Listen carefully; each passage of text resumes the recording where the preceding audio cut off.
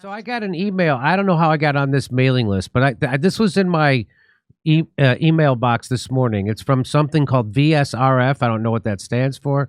It says COVID Litigation Conference 2. And it's going to be happening March 7th through 8th in Las Vegas. And here's what it is. They are reaching out to bring your attention to a pivotal development in the legal landscape, mandate employment cases. So go ahead. You need to go somewhere, Doctor? Oh, I didn't know if you wanted me to stay. I definitely do. Yes. So, then I'm sorry. Yeah, go on. Yes, sorry. Definitely. So, so you remember how everybody was mandated to take these vaccines? Well, now these lawyers are suing and winning. Individuals across various professions, including firefighters, teachers, and employees in regular jobs, are achieving victories in mandate cases nationwide. These successes encompass reinstatement, back pay, and interest. Wow. Notably, these victories extend even to traditionally deep blue jurisdictions like California, New York City, and Chicago. In an unexpected turn, get this, Doctor, the Biden administration's Equal Employment Opportunity Commission, the EEOC, is taking legal action against corporations, including a hospital system for denying religious exemptions to the mandates. The shift places the blame for the mandate crisis squarely on U.S. companies. Don't you find that kind of stunning that Joe Biden, who was pushing mandates, now his EEOC is going after corporations for pushing mandates? What do you make of that? That's shocking. I mean, that's just walking it back. It's like, what are they, like dropping the gun at the crime scene and then walking away and saying like someone else? I mean, it's a good strategy if you want to try to avoid taking any blame. You literally, they're shifting the blame to the corporations when literally the public health officials, government officials, Biden himself, constantly exhorting everyone to get vaccinated. It's just and Joe Biden tried to put in a vaccine mandate that a court had to overturn and stop, right? And so here's a video that they sent along with this email to me today. It's very short. I'll play it. Extraordinary injustice demands extraordinary lawyers. And now we are winning. Build upon the groundbreaking COVID litigation conference in Atlanta and join the lawyers at the forefront of this growing field as cases are being won and damages awarded. A recent poll suggests over 40% of Americans would be party to a COVID class action lawsuit. Experts predict COVID litigation will surpass the combined impact of big tobacco and asbestos cases. We invite attorneys to join this important opportunity at the second COVID Litigation Conference, coming to Las Vegas, March 7th and 8th, 2024. Connect with a diverse group of attorneys for strategic networking and expand your practice in the COVID space. Having a network of people to fall back on who actually understand what it is they're talking about has been critical for me. Learn from the leaders at the frontier who are bringing cases. I sued Rochester General 6 times. I won in court each of those 6 times. Get exclusive resources and the insights you need to litigate COVID cases now, from panels, keynotes, and more. At the conference, you're going to see some of the most seasoned COVID litigation attorneys. I always learn something. Litigate with confidence and be empowered by the transformative event shaping national policy. Who will right these extraordinary wrongs? You will, at the second COVID Litigation Conference. Register now at covidlitigation.com. So that's actually some good news. I mean, at least someone's pushing back, and there's lawyers pushing back, and they're winning. And they predict that they're going to have more big wins in legal suits than from all tobacco and asbestos suits combined. So that's got to be a positive thing. That's encouraging, right, Doctor? Oh, absolutely. I was at the I was actually in that commercial. I was at the first I thought conference. I saw you sitting on that panel. Yeah. I thought that was you. No, I was at the first one. I was supposed to go to the second one, but my partner is going instead. I got too much travel fatigue. But no, they really are winning. And you know, one of the reasons why they're having a conference is that there's such a demand. There's so many people that need their help, but there's not enough. There's really not as much lawyers as you would think. You know, in that space, taking on these cases. I think they haven't yet convinced themselves that these are, you know, money making suits to bring. And this country needs more lawyers to right the wrongs of everything that's happened in the last 3 years. I'll tell you though, not to rain on the parade, because I think it is important that they're very positive. The one place where we're not winning, because I've been involved in a lot of expert testimony to support some of these actions. The one place where we're losing is in defending doctors against medical boards who accuse them of misinformation or of using ivermectin and hydroxychloroquine. The medical boards are being just absolutely egregious. Now, they're taking away licenses, they're suspending doctors, but here's the thing. We haven't begun the lawsuits against them for depriving us of our livelihoods. And so those lawsuits, I think they're definitely going to win on First Amendment grounds. And I hope those boards are punished heavily, because a lot of doctors in this country have been persecuted for simply being good doctors and doing the right thing for their patients. So you're saying that the medical boards that give out the certifications, when they have their own internal hearings, they're decertifying doctors for practicing medicine and recommending ivermectin or whatever.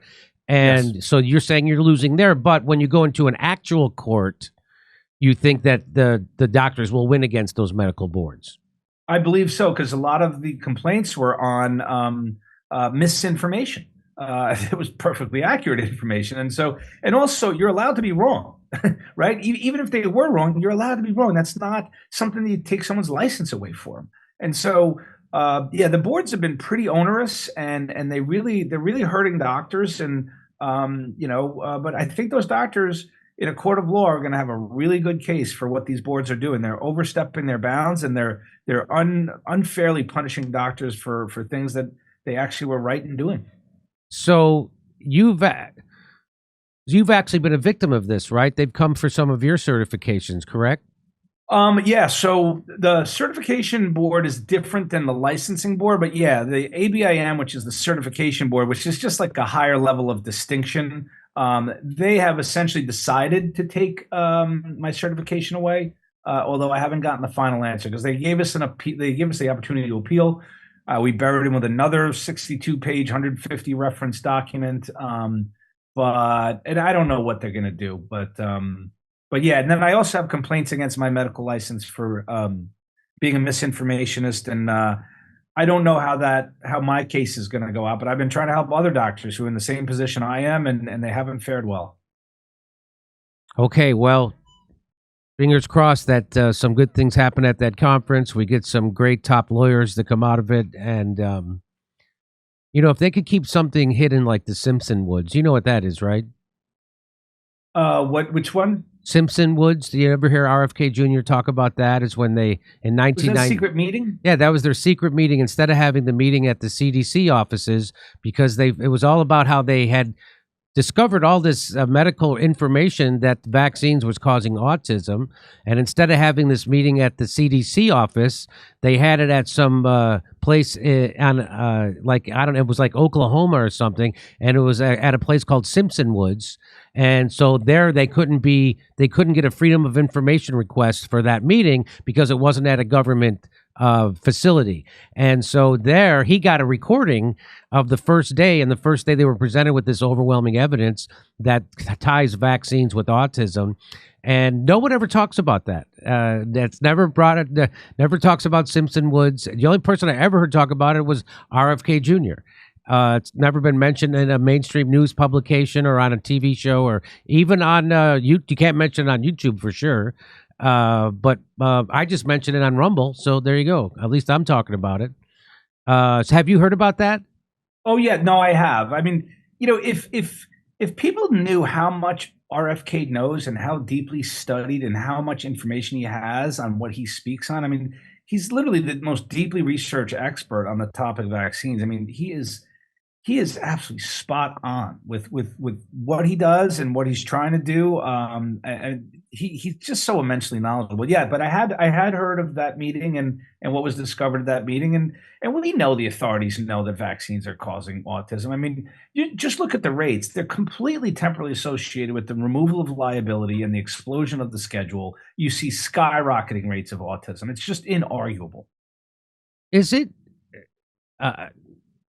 I've heard people say, I haven't looked into it because I'm a good American, that that the schedule now for children, I've heard 36 vaccines. I've heard 72. Do you know what the actual? No. So yeah, some people talk about the number of vaccines, but it's actually the injections. So, some vaccines have a schedule. You need, 2 months, 4 months, 8 months. But if you total up the amount of times that the needle pierces the skin in the development and childhood of U.S. children, I know it's definitely hit 72, and then somewhere else I heard someone say 78, but I definitely know 72 because I've seen the schedule and I've counted it myself, but it's at least 72. It might be up to 78 now. And Jimmy, I was born in 1970. I think my schedule back then, the amount of actual injections I received, it was either 8 or 12. Now it's 72.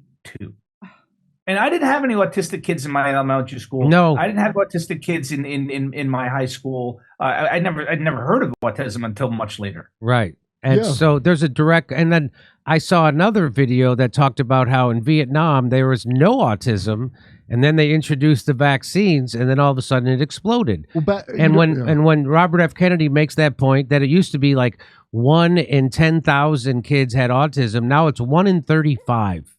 Since they got rid of they got rid of the liability that vaccine companies would have to have for their vaccines, it has exploded. And so we're number one. We're number one. I remember, I think it's on my old Just album. It's on video. My first album I did with Comedy Central. I think I have a joke about it because remember Jenny McCarthy? Yeah. Was sure that her son with Jim Carrey. With Jim Carrey. And I used to have this joke. I'm like, no, it's not that. They didn't know how to diagnose autism back then. He used to just call those kids nerds. That's how I took it. And I was like, your kid's just half Canadian. That it looks like autism.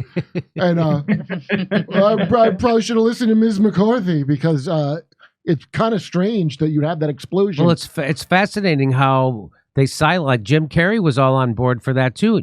He never talks about it ever again. Yeah. Robert De Niro was talking about it. They got to him. He never talks about it again. Focus on Trump, Robert. Yeah, Don't focus worry on about Trump. other things. It's always Trump, not the pharmaceutical industry.